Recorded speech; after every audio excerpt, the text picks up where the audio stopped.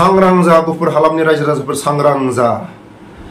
साननैसो सिगां 41 था गामिखौ लानानै फरायसा आफादनि राइटिं पेडआव 4000 अबेबा गामियाव अनजिमा गैया आरो जों खोनालायबाय साननैसोनि उनाव प्रमद बर'आ गुफुर हालामाव थांगोन नखरसेयाव आरो 200 थाखा डनेशन बिदोंलाय।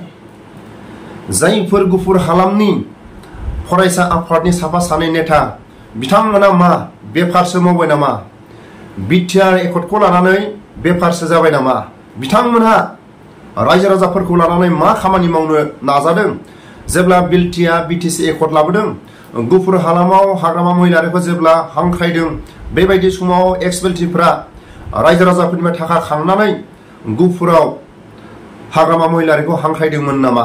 लाजिनो सोलों फरायसा आफादनि जायफोर गुफुर हालामनि साफा सानै नेताफ्रा बिजनेस खालायनो सानदोंबा बिनि जानगार था। नोंथांमोना नोंथांमोनखौनो बर' हारिनि गेजेराव देरसिन साननानै लाबाय नामा? बिटिसि एकर्ड जानायनि उनाव हाग्रामा महिलारिया गुफुर हालामाव फैयाखै नामा? एक्सएलटिफ्रा मा रायजो राजाफोरनिफ्राय थाखा खांनानै हांख्रायदोंमोन नामा? दिनैनि समाव जों खोनानो मोननाय मथे रायजो राजाफोरनिफ्राय जों खोनानो मोननाय मथे साननैसोनि उनाव प्रमद बर'आ दैमालु गुफुर दैमालु फिल्डआव थांगोन। बेबायदि समाव नखरसेयाव 200 थाखा खांनानै फरायसा आफादा हांख्रायदों। सोर फाग्लाखौ खोनादों? जाय गोहो खुंथायाव दं दानि बिटिसि बिटिआरखौ सालायनाय गोहो खुंथायाव दं बिथांमोनखौ रायजो राजाफ्रा खांनानै सोर बिथांमोनखौ हांख्रायदों? जोंथ' खोनायाखै। उपेन्द्र ब्रह्मआ बयनिफ्राय दुखियासिन नखरावसो बर'नि दैदेनगिरिफ्रा मेल मिटिं जानांगौ। सोरबाफोर आलासि फैयोबा बर'नि दुखियासिन नखरावसो जिरायनांगौ होननानै उपेन्द्र ब्रह्मनि माखासे बुंबोनाय खोथाखौ जोंनि आबौ आइमोननि समाव जों खोनाबोदोंमोन। दिनैनि समाव समायना रमायना स्टेजआव 1 घन्टानि थाखाय प्रमद बर'आ नुजाथिनो नागिरनाया बे मालाबाबो गनायथाव नङा। 200 थाखा खांनानै गिबियावनो फरायसा आफादनि साफ्रोमबो दैदेनगिरि सारमोननाव साफ्रोमबो फरायसा आफादनि सोद्रोमाफोरनाव आं आखाइ खबजोबनानै निमाहा बियो। लोगोसे दिपेन बर' सारनाव आं निमाहा बियो। नाथाय साननैसो सिगां 41 था गामिखौ लानानै गुफुर हालामनि फरायसा आफादनि राइटिं पेडआव अबेबा गामियाव 4000 अबेबा गामियाव अनजिमा गैया आरो जों खोनालायबाय साननैसोनि उनाव प्रमद बर'आ गुफुर हालामनि दैमालु फिल्डआव नुजाथिहैगोन आरो फरायसा आफादनि जायफोर साफा सानै दैदेनगिरिफ्रा रायजो राजाफोरनि नखरसेयाव 200 थाखा आरो डनेशन बिलाइबाय। मा जाहोननि थाखाय बेबायदि बेफारनि माखासे लामाखौ लाखो? जोंथ' खोनायाखै। जेब्ला बिटिसि एकर्डखौ लाबोदोंमोन गुफुर हालामाव हाग्रामा महिलारिखौ हांख्रायदोंमोन। एक्सएलटिफ्रा मालाबाबो थाखा फैसा खांनानै हाग्रामा महिलारिखौ हांख्रायाखै। दिनैनि समाव लाजिथावना प्रमद बर' थांनायाबो जुदि फरायसा आफादनि साफा सानै दैदेनगिरिफ्रा जुदि बेफार मावोबा बिनिफ्राय देरसिन दुखुआ मा दं? बिनि थाखायनो आं दिपेन बर' सारनाव खावलायो। दिपेन बर' सारा स्पष्ट मेसेजखौ मोनदोंना मोनाखै?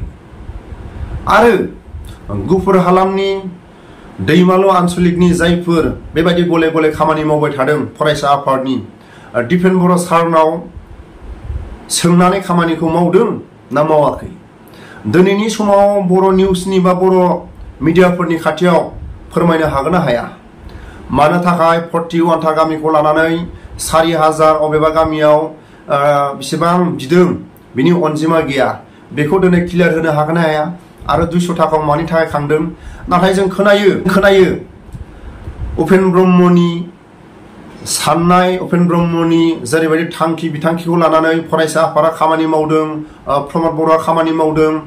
1 घन्टानि थाखाय गुफुर हालामाव साननैसोनि उनाव प्रमद बर' सारा फैगोन। बेबायदि समाव 1 घन्टानि थाखाय समायना रमायना स्टेजनि थाखाय थाखा फैसा डनेशन खालायदों ना प्रमद बर' अमा बेदरजों जालांनो थाखाय ना माबा मोनसे रायजो राजाफोरनो दै साहा लोंहोनो थाखाय बेबायदि खांदों? बेखिनि आं माखासे खोथाखौनो आङो बुंनो होननानै भिडिअखौ लाबोदोंमोन। रायजो राजाफोरनिफ्राय 200 थाखा खांदोंबा प्रमद बर'खौ जाहोनो थाखाय आरो समायना स्टेज बानायनो थाखाय प्रमद बर' जालांनो थाखाय अमा मासेखौ आं हरगोन। आंनाव बिहरोबा आं अमा मासेनि दामखौ आं हरगोन। नाथाय रायजो राजाफोरखौ मानो गले गले जों दिनै बुंनांगोन बर' गामियाव हाजिरा मावोबा 200-300 नि बारा मोना। दिनै मा खालामनो सानदों फरायसा आफादा गले गले मालाबा समाव 4000 खांनाय आरो अबेबा गामियाव अनजिमा गैया आरो प्रमद बर' थांनायनि नामाव 200 थाखा नखरसेयाव खांनाया मा थांखि माखौ लानानै गले गले खांदों रायजो राजाफोरनिफ्राय गले गले बेबायदि माखासे डनेशन बिनाया जोंनि खोनानो मोननाय आरो रायजो राजाफोरनिफ्राय खोनानो मोननाय मथे 200 थाखा खांदों होननानै बा खांगोन होननानै जों खोनानो मोनो। सोरबा फरायसा आफादा बेबायदि गले गले खाङोबा जों मालाबाबो गनायनो हानाय नङा। बिथांमोना गावसोरखौनो बर' हारिनि गेजेराव देरसिन साननानै लाबाय नामा? मा बिटिसिनि सोमावसारनायाव बिटिसि एकर्ड जायाखै नामा?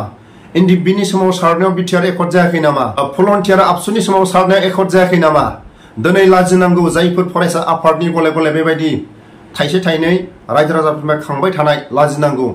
बिटिसिनि सोमावसारनायाव बिटिसि एकर्ड जाबाय, भलन्टियार आबसुनि सोमावसारनायाव मोनसे एकर्ड जाबाय, एनडिपिनि सोमावसारनायाव बिटिआर एकर्ड जाबाय, आबसुनि सोमावसारनायाव बिटिआर एकर्ड जाबाय, रायजो राजाफोरनि सोमावसारनायाव बिटिआर एकर्ड जाबाय। दिनै जायफोर साफा सानै बेबायदि बेफार मावनो सानदोंबा बेनि जानगार था। प्रमद बर' सारखौ आं खावलायो जाय प्रमद बर'आ साननैसोनि उनाव थांगोन गुफुर हालामाव बे नोंनि थाखाय जोबोद माखासे माइनास पइन्ट। प्रमद बर' सारखौ आं खावलायो प्रमद बर'नि थाखाय बियो अबेबा राइटिं पेडआव खांनाय अबेबा प्रमद बर' थांनायनि मुङाव 200 थाखा रायजो राजाफोरनिफ्राय बिदों बा बिगोन रायजो राजाफोरनिफ्राय खोनानाय खोथाया जुदि नंमारगौबा जोबोद प्रमद बर'नि थाखाय माइनास पइन्ट। आरो लोगोसे दिपेन बर' सारखौ आङो खावलायो गले गले फरायसा आफाद गुफुर हालामनि दैमालु आनसलिकनि बिथांमोना बेबायदि बेफार मावनो सानदोंबा फरायसा आफादनि थाखाय बियो दुखुनांथाव। प्रमद बर' थांनायनि मुङाव 200 थाखा रायजो राजाफोरनिफ्राय जों खोनानो मोननाय मथे 200 थाखा खांगोन बा 200 थाखा बिहरदों जुदि खोथाया नंमारगौबा प्रमद बर'नि थाखाय माइनास पइन्ट। प्रमद बर'नि थाखाय इउपिपिएलनि थाखाय दिपेन बर'नि थाखाय बे जोबोद माइनास पइन्ट।